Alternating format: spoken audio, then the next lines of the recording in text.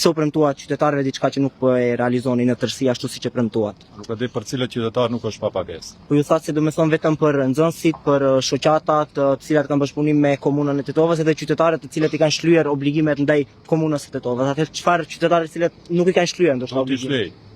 Po nuk e domethënë nuk e premtuat ashtu thatë se për gjithë qytetarët duke mos e përcaktuar se do të ketë domethënë kategorizime dhe se do të vlejë domethënë për të gjithë. Bëhet fjalë për një shërbim që ofron Komuna e Tetovës, shërbim i cili ka koston e vet. Ai shërbim ose do të paguhet nga qytetarët duke marrë shërbimin, ose do të paguhet nga komuna.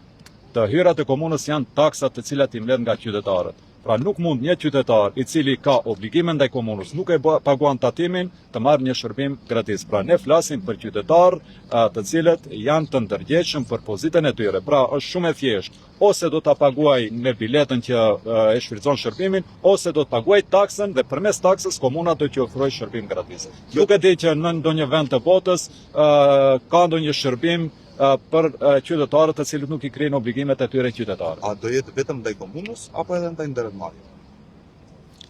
Shlirja obligimeve. Po, shlirja obligimeve ndaj komunës që nuk kupton edhe institucionet komunale. Edhe ndërmarrjeve komunale, po.